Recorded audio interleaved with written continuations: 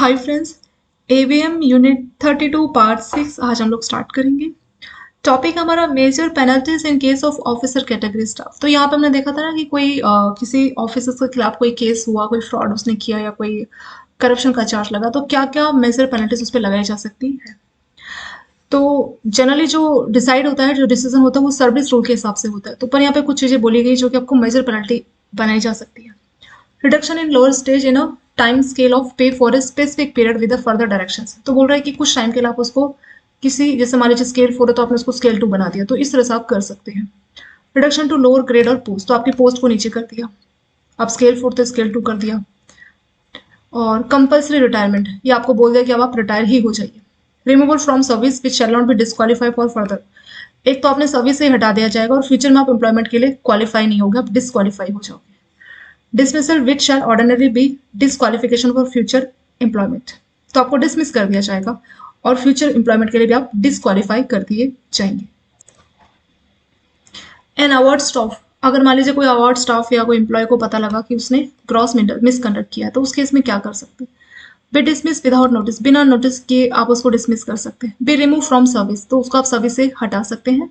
And without qualification for future employment के लिए qualify नहीं होगा, उसको आप चाहे तो सुपरएनुएशन बेनिफिट्स दे सकते हैं। कंपल्सरी रिटायर, उसको आप बोलोगे कंपल्सरी रिटायर हो जाइए और उसमें भी आप उसको चाहे तो सुपरएनुएशन बेनिफिट्स दे सकते हैं और फ्यूचर एम्प्लॉयमेंट के लिए वो हमेशा डिस्क्वालीफाई ही रहेगा। Be discharge from service with superannuation, तो आप उसको सर्विस से डिस्चार्ज कर दीजिए। और be brought down to lower stage, जैसे मान लीजिए 2 स्केल नीचे आपने कर दिया, जैसे स्केल 4 था स्केल 2 कर दिया, इस तरह से। ठीक है, तो ये अवार्ड स्टाफ एम्प्लॉय सभी पे लागू हो रहा है। और हैव हिज इंक्रीमेंट स्टॉप, उसकी इंक्रीमेंट को ही आप आगे के लिए स्टॉप कर सकते हैं। हैव हिज स्पेशल पे विड्रॉल, जैसे उसको कोई स्पेशल पे आप दे रहे हैं तो उसको आप हटा लीजिए, उसको वार्निंग दे सकते हैं। ठीक है, तो ये सारे तरीके हम अपना सकते हैं। सुपरएनुएशन बेनिफिट क्या होता है, पेंशन और provident fund gratuity as would be due otherwise rules. तो सुपरएनुएशन बेनिफिट में जो आपके जैसे पेंशन हो गया, प्रोविडेंट फंड हो गया, ग्रेट्युटी, ये उसमें आ जाएगा। तो जहां जहाँ पे सुपरएनुएशन बेनिफिट लिखा है तो मतलब वहां पे उसका जो पेंशन का, फंड का या ग्रेट्युटी का पैसा वो उसको मिलेगा। ठीक है, तो इस तरह से ग्रॉस पेनल्टी लगाई जा सकती है। इसको जस्ट आप गो थ्रू कर लीजिए, बहुत ज्यादा डिटेल में तो ये नहीं पूछेंगे कि आपको स्केल 1 स्केल नीचे कर दिया या 2 स्केल आपकी पोस्ट को नीचे कर दिया, आपको कंपल्सरी रिटायर के लिए बोल दिया, आपको सर्विस से रिमूव कर दिया, आपको डिसमिस कर दिया, और आपको छोटे स्केल पे मतलब लोअर स्टेज पे आपको आपके जो कुछ टाइम के लिए, मतलब स्पेसिफिक टाइम जब तक इन्वेस्टिगेशन चल रही है उस टाइम तक के लिए आपके स्केल को थोड़ा कम कर दिया। और फिर वो डिसाइड करेंगे कि जब आप छोटे स्केल पे थे तो आपको उस टाइम का पैसा इंक्रीमेंट मिलना चाहिए कि नहीं मिलना चाहिए। ठीक है, तो इस तरह से मेजर पेनल्टी ऑफिसर के केस में होती है और स्टाफ के केस में भी कुछ इसी तरह से है कि उसको आप सर्विस से हटा दोगे, बिना नोटिस के आपने उसको डिसमिस कर दिया, उसको कंपल्सरी रिटायर के लिए बोल दोगे, सर्विस से डिस्चार्ज कर दोगे। ठीक है, या उसको भी लोअर स्टेज पे भी आप ला सकते हैं। जैसे क्लर्कल में होता है ना, क्लर्कल में तो ऐसा होता है ना, सीनियर एसोसिएट, जूनियर एसोसिएट, तो आप उसको 2 पोस्ट नीचे कर सकते हो, वो उसमें बोले। यहाँ पे चीफ मैनेजर बोला केस नहीं आएगा, एसोसिएट, जूनियर एसोसिएट, फिर सीनियर एसोसिएट, स्पेशल एसोसिएट करके कई सारे एसोसिएट की पोस्ट होती है ना, तो उसको एसोसिएट से भी आप 2 उसके नीचे कर दीजिए, वो इसमें बोला गया। तो इस तरीके से ये काम करता है। Stiff severe major penalty, stiff severe major penalty means removal, dismissal, compulsory retirement, तो मतलब परमानेंटली हटा देना आपको, या तो उसमें आपको डिसमिस कर सकते हैं, रिमूव कर सकते हैं, या कंपल्सरी आपको रिटायर कर सकते हैं। तो वो आपका स्टिफ, स्टिफ मतलब कठोर, मजबूत। ठीक है, कठोर पेनल्टी के तौर पे वही आपका किया जा सकता है।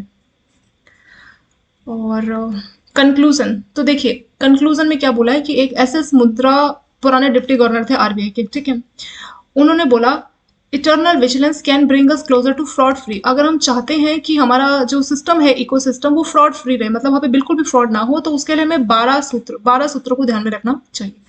सारे सूत्रों के बारे में इन्होंने डिटेल में बताया। पहला आपका सूत्र 1 है, यहाँ पे बोला है कि आपका जो फ्रॉड रिस्क आइडेंटिफिकेशन काफी मजबूत होना चाहिए, मतलब रिस्क को आप आइडेंटिफाई कर सको। इवेंट रिपोर्टिंग, कुछ अगर फ्रॉड होता है तो उसकी रिपोर्टिंग सिस्टम भी आपकी अच्छी होनी चाहिए। कंट्रोल, एलोकेशन, मिटिगेशन, ये सारे फ्रेमवर्क बहुत अच्छी तरह से काम करने चाहिए। सेकंड सूत्र में इन्होंने बोला है कि 5C ऑफ क्रेडिट, मतलब जब भी आप लोन दे रहे हो तो 5C को फॉलो कीजिए। कैपेसिटी है या नहीं कस्टमर की, कैपिटल, क्या वो कोलेटरल सिक्योरिटी दे रहा है, कंडीशन टर्म्स क्या है, कैरेक्टर ऑफ लोन किस तरीके का है। ठीक है, तो ये 5 चीज आपको याद रखनी चाहिए जब भी आप लोन दे रहे हैं। तीसरे सूत्र में बोला है bring a culture of internal vigilance, आपको कल्चर ऐसा लाना पड़ेगा जिसमें vigilance, strong internal control, compliance की बात की जाएगी। चौथे में बोला है technological challenges is not always more technology, remember that the solution for technological challenge is not always more technology. तो मान लीजिए टेक्नोलॉजी के लिए कुछ आपको इशू हो रहा है, कोई फ्रॉड हो रहा है, तो उसका ये मतलब नहीं कि आप एक और नई टेक्नोलॉजी लेके आए। तो टेक्नोलॉजिकल चैलेंज का सॉल्यूशन हमेशा टेक्नोलॉजी नहीं होता। 5 में बोला है कि institute check and balance to calibrate people risk. High rate of attrition is new normal these days, which bank have to face. Under the circumstance, it is important that the newly recruited staff is appropriately trained to work at desk he is attached. तो बोल रहा है कि यहाँ पे आप उनको information दोगे, उनको ट्रेनिंग दोगे। तो नया पर्सन जिसको आपने रिक्रूटमेंट किया है तो उसको आप काम को लेकर प्रॉपर ट्रेनिंग दोगे। It would be useful for the newly recruited staff to have properly document system and rule book assign. तो बोल रहा है कि जैसे कोई भी उसको डाउट है, कोई भी फ्रिक्वेंटली आस्क सपोर्ट है, तो उसके तौर पे आप उसको रूल बुक दोगे, प्लस जो भी डॉक्यूमेंट्स है उसको उसके बारे में इन्फॉर्मेशन दोगे। ठीक है, तो सारे डॉक्यूमेंट सिस्टम की उसको नॉलेज होनी चाहिए, प्रॉपर आप उसको ट्रेनिंग देने का काम करेंगे। और भी कई सारे सूत्रों की यहाँ पे बात की है। 26वां सूत्र है एम्पावर फ्रॉड। तो जो फ्रॉड रिस्क मैनेजर है, मैनेजर आपकी, उसको आप एम्पावर कीजिए, उसको मजबूत बनाइए। 3C को यूज कीजिए। पहले इसी में CFR सेंट्रल फ्रॉड रजिस्टर के बारे में हमने बात किया था ना, कि कोई फ्रॉड होता है तो RBI के पास हमें फ्रॉड मॉनिटरिंग के थ्रू रिपोर्ट करनी होती है। CRILC क्रेडिट ब्यूरोस, ठीक है। CRILC आपकी जैसे सिबिल है ना, वैसे ये बड़े जो अमाउंट के फ्रॉड है वहां पे उसकी रिपोर्टिंग की जाती है, ऐसी क्रेडिट ब्यूरो। तो इन 3Cs को यूज करना चाहिए। Rely on market intelligence, market intelligence पे हमें डिपेंड रहना चाहिए। 9th है डेवलप बिजनेस एनालिटिकल टूल। तो बिजनेस एनालिटिक्स आप अपने बिजनेस की स्टडी कर सकते हैं। Cut loss and exit when situation, अगर सिचुएशन इस तरह की है तो लॉस को कट कीजिए और एग्जिट कर जाइए। Do not throw good money after bad money, कोई फ्रॉड होता है तो उसको निपटने के लिए गुड मनी, मतलब ऐसा नहीं कि अपने प्रॉफिट से पैसा वहां पे लगा लेंगे, तो इस तरह से मत सोचिए। कंप्लाई विद RBI रेगुलेशंस, तो RBI रेगुलेटर की जो भी रेगुलेशंस उसको कंप्लाई कीजिए, उसको पूरा कीजिए। तो ये 12 सूत्रों की उन्होंने यहाँ पे बात की। एक बार गो थ्रू कीजिए, ऐसा नहीं कि 9th सूत्र में क्या पूछा था, 12 में क्या था, इस तरह से क्वेश्चन नहीं बन सकता। जस्ट एक बार गो थ्रू कीजिए, बहुत ज्यादा ये नहीं पूछ सकते। RBI ने क्या गाइडलाइंस दी है प्राइवेट सेक्टर और फॉरेन बैंक को लेके, इंटरनल जो विजिलेंस है उसको लेके RBI ने क्या गाइडलाइंस दी है।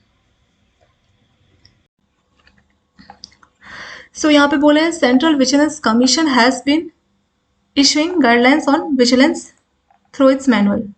तो देखिए CVC के बारे में हम लोगों ने पहले पढ़ा था ना, सेंट्रल विजिलेंस कमीशन। तो यहाँ पे हमने देखा था कि वो गाइडलाइंस देता है डिटेल में कि विजिलेंस किस तरीके से काम करना चाहिए। इसकी जो गाइडलाइंस दी जाती है सेंट्रल विजिलेंस कमीशन की गाइडलाइंस, उसको वो फॉलो करनी होती है गवर्नमेंट और PSUs। और जो पब्लिक सेक्टर बैंक है, as it has no control over organisation, तो पब्लिक सेक्टर बैंक भी इसकी गाइडलाइंस को मानते हैं, लेकिन जो प्राइवेट सेक्टर है उस पर इसका कंट्रोल नहीं है। तो सेंट्रल विजिलेंस कमीशन का कोई कंट्रोल नहीं है प्राइवेट सेक्टर बैंक। तो प्राइवेट सेक्टर बैंकों को हम कैसे उसमें विजिलेंस का कल्चर कैसे लाए, तो उसके लिए हमें क्या करना चाहिए। तो देखिए सेंट्रल विजिलेंस कमीशन का तो कंट्रोल नहीं है, बट RBI का तो कंट्रोल है प्राइवेट बैंकों पे। तो RBI जो है गाइडलाइंस जारी करता है प्राइवेट बैंकों को लेके। तो वही इसमें बात करनी है हमें कि प्राइवेट बैंक और जो फॉरेन बैंक है उनका इंटरनल विजिलेंस किस तरीके से काम करेगा और RBI किस तरीके की गाइडलाइंस देता है। ठीक है, तो वही यहाँ पे बात की। तो बोला कि जो RBI है वो अलग अलग सर्कुलर्स को जारी करता है ताकि फ्रॉड को और माल प्रैक्टिसेस को बैंकों में रोका जा सके। RBI ने जो है गाइडलाइंस दी है प्राइवेट और फॉरेन बैंकों को लेकर, इसी चीज को लेकर कि कैसे प्राइवेट और फॉरेन बैंकों को विजिलेंस फंक्शन करना चाहिए ताकि किसी टाइप का फ्रॉड करप्शन को जो है प्राइवेट बैंकों में रोका जा सके। RBI ने जो है प्राइवेट और फॉरेन बैंकों को एक मतलब गाइडलाइंस जारी की है, कैसे, ये पूरा सर्कुलर नंबर वो सब बता रखा है। इस सर्कुलर के थ्रू जो है गाइडलाइंस जारी की है और ये बैंकों के प्राइवेट और फॉरेन बैंकों के इंटरनल विजिलेंस के तौर पे जारी की गई है। तो क्या क्या साइलेंट फीचर्स हैं इस गाइडलाइंस के, तो देखिए यहाँ पे साफ साफ बात लिखी है कि जो CVC है सेंट्रल विजिलेंस कमीशन, उसका control government department, public sector units और पब्लिक सेक्टर बैंक पे है, बट इसका कंट्रोल प्राइवेट सेक्टर बैंकों पे नहीं है। अब प्राइवेट सेक्टर बैंकों में कैसे इंटरनल विजिलेंस, प्राइवेट बैंकों में भी तो करप्शन हो सकता है ना, जैसे ICC की जो चेयरमैन थी चंदा कोचर, उसका आपको एग्जाम्पल मालूम है। तो प्राइवेट बैंकों में भी फ्रॉड ये सब होता है, तो उसके लिए क्या करना चाहिए, तो उसके लिए हमें क्या करना चाहिए। उसके लिए RBI ने बोला कि चलिए कोई नहीं, आपका कंट्रोल नहीं है पर मेरा तो कंट्रोल है, मैं इन प्राइवेट बैंकों और फॉरेन बैंकों के लिए मैं गाइडलाइंस जारी करूंगा। ठीक है, ऐसा RBI ने बोला और RBI ने गाइडलाइंस प्रॉपर सर्कुलर के थ्रू जारी की है। तो साइलेंट पॉइंट्स क्या क्या है जो भी गाइडलाइंस में बोला RBI ने फॉरेन और प्राइवेट बैंकों को, अब हम जो पढ़ने वाले हैं ना ये सारा सिर्फ फॉरेन बैंकों के लिए है और आपके प्राइवेट बैंकों के लिए। ठीक है, तो जो भी गाइडलाइंस RBI ने जारी की उसके साइलेंट फीचर्स क्या क्या है। पहला है anti corruption agencies in private, तो जो प्राइवेट बैंक है उसमें इंट्रोड्यूस करना है क्या, एंटी करप्शन एजेंसीज को। Anti corruption measures of bank are responsibilities of disciplinary authority, तो जो DA है यानी डिसिप्लिनरी अथॉरिटी, उसकी रिस्पॉन्सिबिलिटीज है कि अपने बैंक में वो एंटी करप्शन मेजर्स को लाए। और जैसे कोई मिसकंडक्ट हो रहा है या कोई स्टाफ ने कोई किसी टाइप का फ्रॉड किया तो वो सारा इसी के कंट्रोल में आना चाहिए। जैसे आपके चीफ विजिलेंस ऑफिसर होता है ना पब्लिक सेक्टर बैंकों में, तो ऐसे यहाँ पे भी आपको इसी टाइप से आपको जो है ऑफिसर्स बनाने चाहिए प्राइवेट सेक्टर बैंकों में भी। तो उनका काम क्या रहेगा, उनका काम यही रहेगा कि जो काम चीफ विजिलेंस ऑफिसर कर रहे हैं पब्लिक सेक्टर बैंकों में, वही वाला काम प्राइवेट और फॉरेन बैंकों में करना चाहिए। तो उसके लिए आपको इंटरनल विजिलेंस बनाना चाहिए, ठीक है। तो चीफ ऑफ इंटरनल विजिलेंस क्या होता है? An officer of suitable seniority is required to be. तो ये जो जैसे पब्लिक सेक्टर बैंकों में सीबी होते हैं, चीफ विजिलेंस ऑफिसर, ऐसे प्राइवेट और फॉरेन बैंकों में सीआईबी होते हैं, चीफ ऑफ इंटरनल विजिलेंस, ठीक है। ये आपके हेड होंगे internal vigilance division of bank. तो जो भी प्राइवेट और फॉरेन बैंक है, हर प्राइवेट और फॉरेन बैंकों को अपने पास एक इंटरनल विजिलेंस डिवीजन बनाना है और उस डिवीजन का हेड होगा सीआईबी यानी कि चीफ ऑफ इंटरनल डिवीजन। ये क्या काम करेगा? जो काम सीबीओ बैंक में करता है ना, पब्लिक सेक्टर बैंक में, सीबीओ के रूल के बारे में हमने काफी डिटेल में पढ़ा पार्ट 5 में, तो वही सारा काम सीआईबी के पास भी रहता है। सीआईबी का काम होगा इन्वेस्टिगेशंस करना, कोई भी करप्शन इस तरह की कोई एक्टिविटी आती है तो पूरा उसका कंट्रोल कर, सारा चीजें देखना, गाइडलाइन जारी करना, ये सब इसका काम रहता है। और जो भी मैटर है वो सारा अपना सीईओ को बताते हैं, मतलब प्राइवेट बैंकों के जो सीईओ, तो उनको पूरी इन्फॉर्मेशन टाइम टू टाइम देते रहते हैं। सीआईबी का फंक्शन 3 पार्ट में डिवाइड हो गया। प्रिवेंटिव, मतलब ये भी कोशिश करेंगे कि प्रिवेंट करने की, प्यूनिटिव की, सर्विलेंस एंड डिटेक्शन। जैसे सीवीओ पब्लिक सेक्टर बैंक में काम करते हैं ना, तो वैसे ही सीआईबी आपके प्राइवेट सेक्टर बैंकों में काम करते हैं। इनका 3 पर्पस है, प्रिवेंटिव, प्यूनिटिव और सर्विलेंस। यही 3 काम हमारे सीवीओ करते हैं पीएसयू में। What is vigilance angle? Same वही चीज यहाँ पे भी आ जाएगी। विजिलेंस एंगल में कौन कौन सी एक्टिविटी होगी? जैसे चीफ विजिलेंस की जो मैनुअल है उसमें जो जो चीजें बोली है, तो वही चीजें यहाँ पे भी लागू होंगी। प्रिवेंटिव विजिलेंस, सीआईबी में टेक फॉलोइंग मेजर्स। तो प्रिवेंटिव के तौर पे सीआईबी यानी चीफ ऑफ इंटरनल विजिलेंस क्या क्या काम करेगा, ठीक है। पहला इसमें बोला है कि undertake a survey of existing procedure. तो जो भी प्रोसीजर और प्रैक्टिसेस चली आ रही है आपके ऑर्गेनाइजेशन में, उसको स्टडी करेगा, देखेगा कि ये पूरा है कि नहीं है, या इसमें कुछ मॉडिफिकेशन की जरूरत है। जैसे कई बार पुराने सिस्टम प्रोसीजर एक्सपायर हो गए तो उसमें कुछ मॉडिफाई करना चाहिए, ठीक है। तो इस बात को देखेगा कि सिस्टम प्रोसीजर इस तरीके से होना चाहिए ताकि वो अप टू डेट हो, उसको स्टडी करने का काम करेगा। Undertake a review of regulatory functions, जैसे हमारा आरबीआई है तो उसका रिव्यू करे, मतलब आरबीआई का क्या फंक्शन है, रेगुलेटरी का जो फंक्शन है उस हिसाब से चीजें हो रही है कि नहीं हो रही है, इस चीज को भी रिव्यू करने का काम करेगा। Devise adequate method of control over exercise of discretion as to ensure that disciplinary power are not exercised ever। तो बोल रहा है कि जो पावर दी गई है, लोग अपनी मनमानी पावर को इस्तेमाल ना करें, और जो भी चीजें हैं, जो भी पावर है, उसका जो इस्तेमाल है वो ट्रांसपेरेंट और फेयर वे में होना चाहिए। Identify the area in his organisation which are prone to corruption. तो ऐसे एरिया जो आपके ऑर्गेनाइजेशन में करप्शन जहां पे किए जा सकते हैं, उस तरह के एरिया को आइडेंटिफाई करना। And ensure that officers of proven integrity only. तो उस तरह के एरिया जहां पे करप्शन किया जा सकता है, वहां पे सिर्फ ऑनेस्ट ऑफिसर्स को ही पोस्टिंग देनी चाहिए। इस बात को इंश्योर करना भी आपके सीआईबी का ही रोल रहता है। अब इसके अपॉइंटमेंट की बात कर लेते हैं। Appointment, role and function of chief of internal vigilance यानी सीआईबी। इसका रोल, इसका अपॉइंटमेंट, उसकी हम बात करेंगे। अपॉइंटमेंट की बात करते हैं। The basis for appointment of CIB should be experience, track record. तो जिस पर्सन को आप सीआईबी बनाने वाले हैं वो एक्सपीरियंस होना चाहिए, उसका पुराना ट्रैक रिकॉर्ड अच्छा होना चाहिए, वो खुद ईमानदार होना चाहिए, और उसके अंदर एबिलिटी होनी चाहिए to inspire confidence among person. तो जो ऑर्गेनाइजेशन में काम कर रहे हैं उन लोगों में कॉन्फिडेंस इंस्पायर करना, उसको बढ़ावा देना, इस चीज की एबिलिटी उसके अंदर होनी चाहिए। टेन्योर, टेन्योर पूछ सकते हैं, क्वेश्चन 1 नंबर का आ सकता है, इंपॉर्टेंट है ये। तो जो चीफ ऑफ इंटरनल विजिलेंस का जो टेन्योर है वो 3 साल का होता है।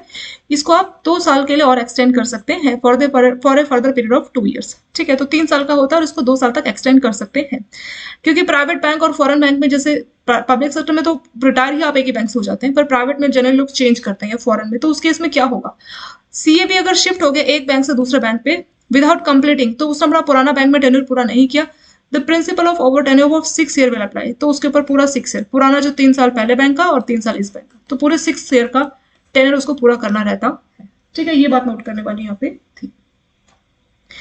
अगला, association of CIB with sensitive matters. The vigilance function should not be party to proceeding. तो ये बोल रहे हैं कि जो आपके चीफ ऑफ इंटरनल विजिलेंस है, उनको आप किसी प्रोसेसिंग, डिसीजन मेकिंग प्रोसेस में नहीं लाओगे, क्योंकि यहाँ पे फिर वही वाली बात आ जाएगी, वो अपने इंटरेस्ट, जैसे उनका काम है विजिलेंस देखना, उनको अगर आपने लोन या डिसीजन में लगा दिया तो वो अपने काम को अच्छे से नहीं कर पाएंगे, ठीक है। तो इसलिए आपको उनको प्रोसेसिंग या डिसीजन मेकिंग वाले प्रोसेस से दूर रखना है, क्योंकि वो अपनी विजिलेंस एक्टिविटी को अच्छे से नहीं कर पाएंगे। Submission of report and return review, CIB should invariably review. तो जितने भी पेंडिंग मैटर्स है, जैसे कोई इन्वेस्टिगेशन रिपोर्ट, डिसिप्लिनरी एक्शंस या कोई कंप्लेंट पेंडिंग है, तो उनको उसको पूरा का पूरा रिव्यू करना चाहिए in the first week of every month and take necessary month. तो हर पिछले साल महीने का जो भी हिसाब है, तो अगले महीने के पहले वीक में उसका पूरा रिव्यू करना चाहिए, और जो भी स्टेप्स है इस मैटर को रिजॉल्व के लिए, जो भी स्टेप्स है उसको वो सारे स्टेप लेने चाहिए। जो सीआईबी है वो पीरियडिक मीटिंग करेगा चीफ एग्जीक्यूटिव के साथ, ठीक है, ताकि जो विजिलेंस काम किस तरह से चल रहा है उसको लेके रिव्यू किया जा सके, ठीक है। तो पूरी रिपोर्ट को सबमिट करना, उसको रिटर्न करना, रिव्यू करना, ये सीआईबी का काम रहता है। Staff rotation and mandatory leave, बैंकों में भी है ना मैंडेटरी लीव की 10 ऐसे लोग जो सेंसिटिव पोस्ट पे जैसे अकाउंटेंट हो गए, कैश ऑफिसर्स हो गए, तो इनको 10 डेज का मैंडेटरी लीव लेना होगा। तो वही सिस्टम यहाँ पे भी है। स्टाफ रोटेशन, जैसे क्लर्क है तो आप उनकी सीट्स बदलते रहिए, या मैंडेटरी लीव का कंसेप्ट भी आपको लाना चाहिए। The bank should identify sensitive position and frame specific board approved internal policy on staff matters. Staff की सीट के रोटेशन को लेके, काम को लेके जो है प्रॉपर पॉलिसी प्राइवेट और फॉरेन बैंकों में होनी चाहिए। यहाँ पे मेंशन होना चाहिए कि कितने टाइम का, मतलब मिनिमम पीरियड कितना है स्टाफ रोटेशन का, या मैंडेटरी लीव का मिनिमम पीरियड कितना है, तो वो सारा चीज आपका हर स्टाफ पे अप्लाई होना चाहिए। The minimum period of mandatory leave in each category of staff including CO, यहाँ तक कि सीओ को भी मिनिमम इतने दिन की मैंडेटरी लीव पे जाना ही चाहिए, ये चीज इंक्लूड करनी चाहिए। नेक्स्ट है complain, receipt of information about corruption, malpractices, misconduct on part of employee from whatever source would be terminated। तो कंप्लेन में क्या हो जाएगा, मतलब कोई भी करप्शन की है, मालप्रैक्टिस की है, कुछ मिसकंडक्ट किया है, तो कोई भी सोर्स आपको मिलेगा तो उसको आप कंप्लेन के तौर पे ले लेंगे। तो क्या क्या सोर्सेज हो सकते हैं, ठीक है। Complain receive from employ of the organisation, और मान लीजिए किसी पब्लिक सेक्टर ने या किसी ऑर्गेनाइजेशन के एम्प्लॉय ने ही कंप्लेन किया। डिपार्टमेंटल इंस्पेक्शन पे आप गए तब पता लगा। एनुअल प्रॉपर्टी आपने स्टेटमेंट चेक की, छानबीन की और पता लगा इसके नाम पे बहुत सारी प्रॉपर्टीज हैं। स्क्रूटिनी ऑफ ट्रांजेक्शंस, तो जो भी उसने ट्रांजेक्शंस किए उसकी आप छानबीन करोगे। Reports of irregularities in account, जो अकाउंट में किसी टाइप की आपको इरेगुलरिटीज दिखेगी, ठीक है, जैसे रिकॉर्ड के साथ किसी के साथ छेड़खानी, टेम्परिंग की कोशिश की गई है, ओवर पेमेंट, ठीक है, या पैसे का मिस एप्रोप्रिएशन, मतलब किसी भी अकाउंट में आपको इरेगुलरिटीज दिखेगी तो इसका मतलब उसके खिलाफ भी कंप्लेंट की जा सकती है। ऑडिट रिपोर्ट ऑफ अकाउंट, तो वही ऑडिट रिपोर्ट में कुछ फाइनल हुआ। Complainant and allegations appearing in the press, किसी टाइप की कंप्लेन एलिगेशंस लगाई गई है। Source information, if receive verbally from identify source to be reduce in writing. Intelligence gathered by agency, जैसे सीबीआई या लोकल बॉडीज के द्वारा कोई इंटेलिजेंस हासिल की, तो ये सारे कंप्लेंट की सोर्स हो सकती है। Investigation agencies for conducting investigations, as soon as decision has been taken to investigate, तो जैसे ही इस बात का डिसीजन लिया जाएगा कि हाँ इन्वेस्टिगेशंस करनी है, the allegations contain in a complaint it will necessary to decide whether the allegation should be inquire into departmentally और वेदर। तो अब हमें डिसाइड करना पड़ेगा, अब मतलब ये तो डिसाइड होगा कि इन्वेस्टिगेशन होनी चाहिए, अब हमें देखना पड़ेगा कि हमारा डिपार्टमेंट ही इंक्वायरी करेगा या फिर हमें पुलिस इन्वेस्टिगेशन जरूरी, तो ये हमें डिसीजन करना पड़ेगा। तो सीआईबी ही इस चीज को लेकर डिसाइड करेगा कि हम डिपार्टमेंट ही इसकी इन्वेस्टिगेशन कर सकते हैं या पुलिस को ये इन्फॉर्मेशन देंगे। Review of cases interested to police, अगर मान लीजिए आपने कोई केस पुलिस को दिया तो उसको आप रिव्यू करोगे। नो रिव्यू ऑफ केसेस, इसका आप रिव्यू नहीं करोगे, sorry. No review should be made by administrative authority of case, तो अगर पुलिस के पास चला गया तो आप रिव्यू नहीं करोगे, बहुत ही अगर स्पेशल केस है, स्पेशल रीजन है, तभी आप उसका रिव्यू करोगे, अदरवाइज आप नहीं करोगे। मतलब पुलिस के पास चल रहा है, उनको डिसाइड करने दीजिए, आप अपना यहाँ से रिव्यू नहीं करोगे, ये इसमें बोला गया। Action against person making false complaint, मान लीजिए आपका ऑफिस में बॉस से लड़ाई होगी और आपने अपने बॉस के खिलाफ झूठी मूठी कंप्लेंट कर दी और उसकी वजह से उसको मेंटल हैरेसमेंट का सामना करना पड़ा, तो क्या आपके खिलाफ एक्शन लिया जा सकता है? यस। अगर कंप्लेन करने वाला झूठी, फेक, गलत कंप्लेन करेगा तो उसके खिलाफ भी एक्शन लिया जा सकता है। तो वही चीज लिखी है कि अगर आपने कंप्लेन एम्प्लॉय के खिलाफ की है और पता लगा कि आपने जो कंप्लेन की वो झूठी है, गलत है, बोगस है, तो उस केस में आपके खिलाफ, कंप्लेनेंट के खिलाफ भी एक्शन लिया जा सकता है, ठीक है, उसको बहुत सीरियसली लिया जाएगा। लास्ट पॉइंट है close liaison between law enforcement authority and administrative authority. Law enforcement authority और जो आपकी एडमिनिस्ट्रेटिव अथॉरिटी, उसके बीच में अच्छा तालमेल होना चाहिए। There is a need for close liaison and cooperation between CIB of bank and police authority. Administrative में आपका बैंक का सीआईबी हो गया और लॉ इन्फोर्समेंट अथॉरिटी में आपकी पुलिस अथॉरिटीज होगी, ठीक है, तो इनके बीच में पूरा तालमेल होना चाहिए, क्योंकि जैसे पुलिस को कोई इन्वेस्टिगेशन करनी है तो उसको कुछ प्रूफ, ये सब चीजें चाहिए होंगी ना, तो सीआईबी उसमें पूरी उसको मदद करेगा। तो जो भी इन्वेस्टिगेशन है, प्रोसीडिंग चलेगी उस इंडिविजुअल के खिलाफ, चाहे वो पुलिस कर रही हो या सीआईबी कर रही हो, तो उसको कई सारी इन्फॉर्मेशन चाहिए होती है, कई सारे प्रूफ चाहिए होते हैं, तो उसमें जो है सीआईबी उसकी मदद करता है, तो इनको मिलकर काम करना चाहिए। Such information should be cross check at appropriate interval to keep officers of both. कोई भी इन्फॉर्मेशन सीआईबी या पुलिस के पास जा रही है तो उसको एक बार क्रॉस चेक कर लेना चाहिए ताकि किसी टाइप की दिक्कतें बाद में ना हो, ठीक है, तो वही चीज यहाँ पे बोली गई है। और पीरियडिक मीटिंग होगी सीआईबी और पुलिस ऑफिसर के बीच में, ठीक है, जो सीआईबी है बैंक का और पुलिस के बीच में मीटिंग होगी और वहां पे डिस्कशन किया जाएगा कि कौन कौन से केसेस का क्या स्टेटस है, कहाँ तक पहुंचा है, ठीक है। चलिए, इसके साथ लेटर सम अप आ गया और ये चैप्टर हमारे यहाँ पे कंप्लीट इसमें हो गया। चलिए फटाफट से इसको रिवाइज करते हैं और इसके लास्ट में बस 3 ही क्वेश्चंस दिए, उनको हम लोग फिर देखेंगे। यहां से हम लोगों ने शुरू किया था ना, major penalties in case of officer category staff. तो जो ऑफिसर कैटेगरी में उसमें क्या क्या पेनल्टी लगा सकते हैं, उसको लोअर स्टेज में कुछ टाइम के लिए स्पेसिफिक पीरियड, मतलब जब तक उसका मतलब इन्वेस्टिगेशन चल रही है, जब तक फाइनल डिसीजन नहीं आता तब तक उसको कुछ टाइम के लिए आप उसके स्किल को कम कर दीजिए, या उसको परमानेंटली आप किसी लोअर ग्रेड में कर दीजिए, उसको कंपल्सरी रिटायर होने के लिए बोल दीजिए, सर्विसेज को रिमूव कर दीजिए, और फ्यूचर में वो एम्प्लॉयमेंट के लिए दोबारा डिस्क्वालीफाई कर दिया जाए, या उसको आप डिसमिस भी कर सकते हैं और फ्यूचर में वो एम्प्लॉयमेंट के लिए डिस्क्वालीफाई कर दिया जाए। अवार्ड स्टाफ के लिए क्या क्या मिसकंडक्ट के लिए क्या क्या हम चीजें कर सकते हैं, उसको बिना नोटिस के ही आप डिसमिस कर सकते हैं, सर्विसेज को हटा सकते हैं, बट उसको सुपरएनुएशन बेनिफिट दिया जाएगा। सुपरएनुएशन बेनिफिट हमने यहाँ देखा था ना, पेंशन का पैसा, प्रोविडेंट फंड, ग्रेट्युटी, ये तो उसको मिलेगी, उस पैसे को हम नहीं रख सकते। कंपल्सरी रिटायर कर दीजिए, सर्विस से हटा दीजिए, या उसको भी 2 स्केल नीचे कर दीजिए, मतलब 2 स्केल नीचे उसको पोस्टिंग को मतलब उसके स्केल को कम घटा दीजिए। जैसे मान लीजिए सीनियर एसोसिएट है तो उससे नीचे आप उसको एसोसिएट बना दीजिए। तो इस तरह से आप कर सकते हैं। स्टाफ में मेजर पेनल्टी की बात की तो मेजर पेनल्टी में या तो उसको आपने सर्विस से रिमूव कर दिया, डिसमिस कर दिया, कंपल्सरी रिटायर कर दिया, तो ये मेजर या सेवर मेजर पेनल्टी में आ जाएंगे। कंक्लूजन, एस एस मुंद्रा पुराने गवर्नर थे, डिप्टी गवर्नर आरबीआई के, तो उन्होंने 12 सूत्र बताए हैं जिसके थ्रू हम फ्रॉड को मैनेज कर सकते हैं। तो पहले सूत्र में बोला है कि एक अच्छा फ्रॉड आइडेंटिफिकेशन सिस्टम होना चाहिए। दूसरे सूत्र में 5 क्रेडिट की बात की है, 5 सी ऑफ क्रेडिट की। उसमें पहला सी है capacity, capital, collateral, conditions, character. Proper collateral security लेनी है, टर्म्स कंडीशन अच्छे से डिफाइन होनी चाहिए, कैपिटल, कैपेसिटी और कैरेक्टर की भी यहाँ पे बात की है। कल्चर की बात की है कि विजिलेंस, इंटरनल कंट्रोल, कंप्लायंस वाला कल्चर आपको लाना है। टेक्नोलॉजिकल चैलेंज अगर है तो उसका सोल्यूशन टेक्नोलॉजी हमेशा नहीं होती, इस बात को इंश्योर करना चाहिए। जो पीपल रिस्क है उसके लिए हमें इंस्टीट्यूट चेक करने चाहिए। फ्रॉड जो है उसको मैनेज करना चाहिए एडिक्वेटली। 3C में आपका CFR आ जाएगा, सेंट्रल फ्रॉड रजिस्ट्री, आरबीआई की रजिस्ट्री होती है जिसमें सारे बैंक अपने फ्रॉड के केस को बताते हैं, CRILC और क्रेडिट ब्यूरो। तो ये 3C आपको इस्तेमाल करना चाहिए। मार्केट इंटेलिजेंस पे रिलाई करना चाहिए। अगला है बिजनेस एनालिटिक टूल का इस्तेमाल करना चाहिए जिससे आप स्टडी कर सकते हैं। कट लॉस एंड एग्जिट, तो जब भी कोई लॉस होता है तो उसमें निकल चाहिए, एग्जिट कर चाहिए। Don't throw good money after bad money, अगर कोई फ्रॉड होता है, आपका पैसा डूब गया, तो उसके लिए गुड मनी को यूज मत कीजिए। ऐसा नहीं कि बहुत सारा पैसा पड़ा तो होने दीजिए, इस तरह का कोई केस नहीं होना चाहिए। आरबीआई की गाइडलाइंस के साथ अप्लाई करनी चाहिए। अब प्राइवेट और फॉरेन बैंक के ऊपर होता है, तो देखिए जो सेंट्रल विजिलेंस कमीशन है ना, तो वो आपका लागू होता है गवर्नमेंट और PSU के ऊपर, यहाँ तक कि पब्लिक सेक्टर बैंकों में भी लागू होता है, लेकिन इसका कोई कंट्रोल नहीं है प्राइवेट सेक्टर बैंक। तो आरबीआई ने बोला कोई नहीं, प्राइवेट सेक्टर बैंकों के लिए हम गाइडलाइंस लाएंगे, तो इसलिए आरबीआई प्रॉपर सर्कुलर लेके आया। उस पर क्या क्या चीजें बोली गई है, यहाँ पे बोला है कि प्राइवेट सेक्टर और जो फॉरेन बैंक है उनको एंटी करप्शन एजेंसीज को अपने बैंक में लाना पड़ेगा। जैसे पब्लिक में CVO होता है ना, चीफ विजिलेंस ऑफिसर, ऐसे प्राइवेट बैंकों में भी कुछ इस तरीके का इंतजाम करना पड़ेगा। इसीलिए आपका इंटरनल विजिलेंस लाना पड़ेगा। तो जो भी आपके ऑफिसर्स है सीनियरिटी के हिसाब से आपको चीफ इंटरनल विजिलेंस आपको बनाना पड़ेगा, जो कि आपके इंटरनल विजिलेंस डिवीजन का हेड रहेगा। तो जो काम CVO करता है ना पब्लिक सेक्टर बैंक पे, वही सारा काम CIV करेगा प्राइवेट और फॉरेन बैंक्स में, और ये प्रॉपर रिपोर्टिंग अपना हायर अथॉरिटी को करेंगे। विजिलेंस प्रिवेंटिव विजिलेंस में हम क्या क्या कर सकते हैं, जो भी प्रोसीजर सिस्टम है उसको हम लोग स्टडी करेंगे कि कुछ कमी तो नहीं रह गई है। जो भी रेगुलेटरी फंक्शन है उसको हम टाइम टू टाइम रिव्यू करेंगे।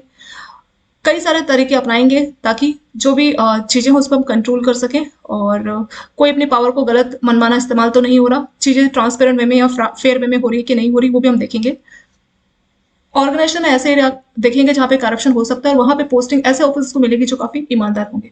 इसकी अपॉइंटमेंट पोस्टिंग की बात की जाती है, तो आपको देखना है कि पर्सन एक्सपीरियंस्ड है, उसका ट्रैक रिकॉर्ड कैसा है, रिकॉर्डर नहीं रिकॉर्ड, वो ईमानदार है या नहीं, और एबिलिटी है, मतलब दूसरों को अंदर कॉन्फिडेंस को भरने की एबिलिटी है, उसके बाद ही आप उसको CIV की पोस्ट देंगे। CIV के लिए 3 साल के लिए वो रहता है, और 2 साल आप उसका टेन्योर बढ़ा सकते हैं। अगर उसने एक बैंक से दूसरे बैंक में रिटायरमेंट मतलब ट्रांसफर ले लिया, मतलब एक बैंक छोड़ के दूसरा बैंक ज्वाइन कर लिया, तो जो 6 ईयर का टेन्योर है वो उस पर अप्लाई होगा। पुराने बैंक का 3 साल और इस नए बैंक का 3 साल। एसोसिएट और CIV इन सेंसिटिव मैटर, तो सेंसिटिव मैटर से इसको पार्ट नहीं रखना, कोई प्रोसेसिंग या डिसीजन मेकिंग से इनको दूर ही रखना, वरना ये अपने काम को अच्छे से नहीं कर पाएंगे। सबमिशन ऑफ रिपोर्ट, तो जो भी रिपोर्ट और जो रिव्यूज है, ठीक है, तो इसमें बोला है कि हर महीने के पहले हफ्ते में जितने भी रिपोर्ट्स, रिव्यू केसेस, जो भी इन्वेस्टिगेशन रिपोर्ट चल रही है उसका प्रॉपर रिव्यू इनके द्वारा किया जाएगा। Staff rotation and mental relief, तो जो भी स्टाफ है, जो ऐसी पोस्ट है जो काफी सेंसिटिव पोस्ट है, जैसे बैंकों की बात करें, अकाउंटेंट, कैश ऑफिसर, जो कि कैश के साथ डील कर रहे हैं, जहाँ पे काफी फ्रॉड किया जा सकता है, तो इस तरह की पोस्ट के लोगों को साल में कुछ टाइम के लिए मैंडेटरी लीव पे जाना चाहिए। जैसे बैंकों में है 10 वर्किंग डेज, पब्लिक सेक्टर बैंकों में, ऐसे प्राइवेट सेक्टर बैंकों का भी अपना कुछ रहता है। और ये जो रूल है ये आपका CEO तक पे अप्लाई होता है कि CEO को भी कुछ दिन की मैंडेटरी लीव लेके जाना चाहिए। कंप्लेंट की यहाँ पे बात की कि क्या क्या सोर्स कंप्लेंट के हो सकते हैं। किसी ने आपके खिलाफ ऐसे कंप्लेंट कर दी, या आपने इंस्पेक्शन रिपोर्ट चेक किया, स्टॉक वेरिफिकेशन सर्वे किया आपने, उसकी प्रॉपर्टी को चेक किया कि बहुत सारी प्रॉपर्टी उसके नाम पे है, या इरेगुलरिटीज फाइंड की गई और जो अकाउंट है बैंक का उसमें आपने उसकी ऑडिट रिपोर्ट चेक की, तो इसके थ्रू आप पता कर सकते हैं। Investigation agencies for conducted investigate as soon as decision has been taken to investigate the allegations it will necessary to decide whether the allegation will be inquired। तो जब आपने डिसाइड कर लिया, डिसीजन हो चुका है कि हाँ इन्वेस्टिगेशन की जाएगी, तो आपको डिसाइड करना है कि क्या हमारा डिपार्टमेंट करेगा या हम पुलिस को बताएंगे, ठीक है, तो उसको लेके डिसाइड करना चाहिए और सीआईबी उसको लेके डिसीजन करता है। फिर आगे रिव्यू, तो जो भी आपके केसेस चल रहे हैं जो आपने पुलिस को दिए तो उसका आप रिव्यू करोगे, देखोगे कि क्या स्टेटस है। एक्शन अगेंस्ट पे, अगर कोई पर्सन झूठी मूठी कंप्लेन कर रहा है, किसी ने दुश्मनी में आके या ऐसे ही गुस्से में किसी के खिलाफ झूठी मूठी कंप्लेन कर दी, तो उसके खिलाफ भी एक्शन लिया जा सकता है, उसको काफी सीरियस लिया जाएगा, ऐसा नहीं कि हंसी मजाक में नहीं छोड़ना, उसको सीरियस लेना है। एक अच्छा तालमेल होना चाहिए लॉ इन्फोर्समेंट अथॉरिटी और एडमिनिस्ट्रेटिव अथॉरिटी में आपका सीआईबी आ जाएगा और लॉ इन्फोर्समेंट में आपकी पुलिस आ जाएगी, ठीक है। तो प्रॉपर इनकी मीटिंग भी होनी चाहिए जिसमें वो डिस्कस करेंगे क्या क्या डेवलपमेंट हो रही है कौन कौन से केसेस में, ठीक है। तो ये चीजें इस तरह से काम करेंगे। लेटर सम हमारा आ गया और क्वेश्चन जैसे एग्जाम में आता है ना, जैसे टाइम को लेके कि सीआईबी का टेन्योर कितना होगा 3 साल के लिए, टोटल कितना हो सकता है अगर वो एक जगह से दूसरी जगह पे ट्रांसफर नहीं बोलेंगे, एक जगह से दूसरी जगह ज्वाइन कर लेते हैं, क्योंकि प्राइवेट और फॉरेन में तो 5 साल में जनरली लोग ट्रांसफर मतलब छोड़ के दूसरे बैंक में ज्वाइन कर लेते हैं।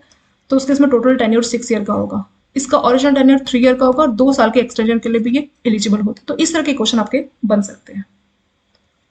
लास्ट में 3 ही क्वेश्चन हमको देखेंगे। पहला है फ्रॉड। फ्रॉड क्या होता है?